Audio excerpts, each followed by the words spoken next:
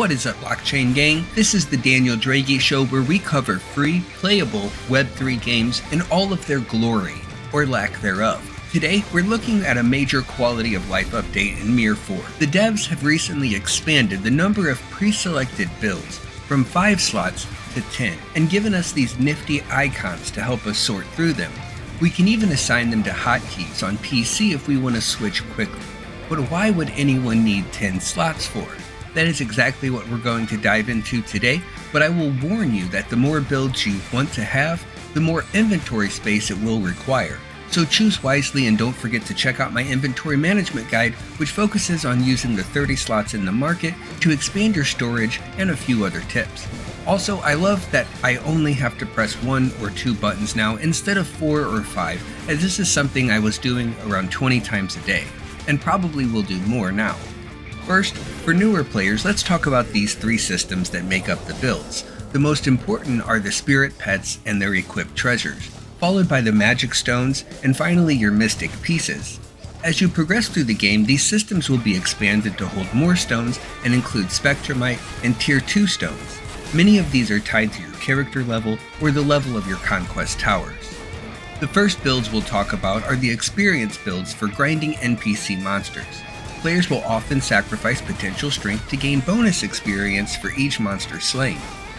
Vigor is a system that gives you 150% bonus experience points for a limited time while grinding. It can be gained by eating vigor pills or gathering resources, and this vigor bonus is applied to your innate experience bonus from your build.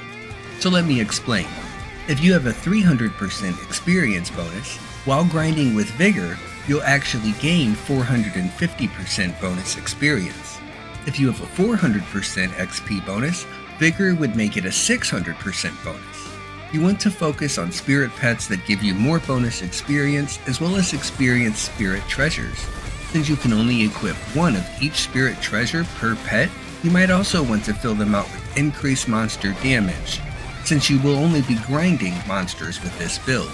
You want to focus on the orange magic stones of awakening with high combat stats as a bonus.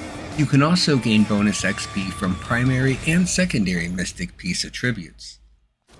Since we have so many extra slots for builds, I found it helpful to have a backup hybrid XP build that only sacrifices some power for bonus experience, so I can grind higher level monsters in the domination server, labyrinth, or valley areas without fear of getting overwhelmed by a unique monster and dying while AFK.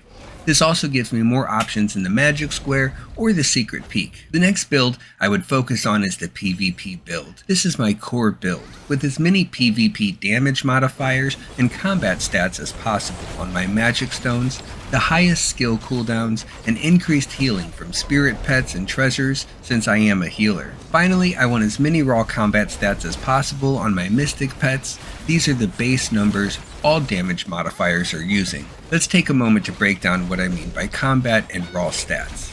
We have stats that increase your combat ability and those that don't, such as increased XP, resource collection speed, or drop rates. Other non-combat stats might be monster damage in a PvP build, which isn't helpful in fighting other players, or reduction to bash damage in an XP build since monsters don't do bash combos. These will only help you in certain fights. When I say raw stats, I'm talking about damage and defense primarily.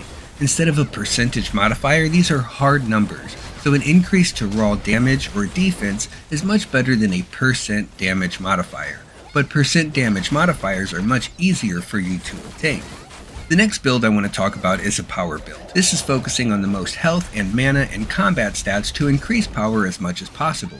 This is only helpful to get stronger raids or higher floors of the Secret Peak, Magic Square, and Tower of the Black Dragon, also called fake power builds. It's obvious what players are doing when you look at their build filled with red and blue magic stones.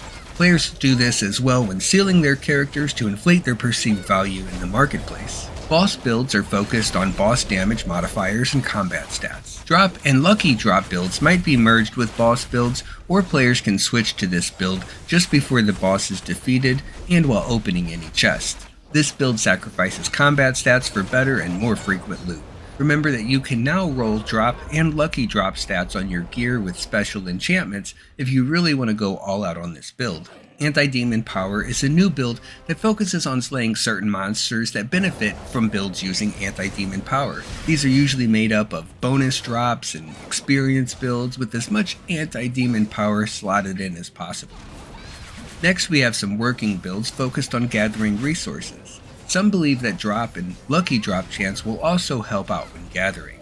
You can reduce the time on mining darksteel, ore, gathering bushes, or meditation for energy. You can also increase the amount of darksteel and energy you gain while doing so. You can try a copper farming build for as much currency as possible, but I don't see the point really. There is an icon for it if you like. Those are all the builds I could come up with. If you have any others, please share them in the comments. Thank you for watching. Don't forget to like and subscribe so we can do this again sometime. Yeah, Mr. Laser. Here it comes. Here it comes. You will be destroyed. You're going The down. explosion will be of extraordinary magnitude. Just hang on. It takes a while.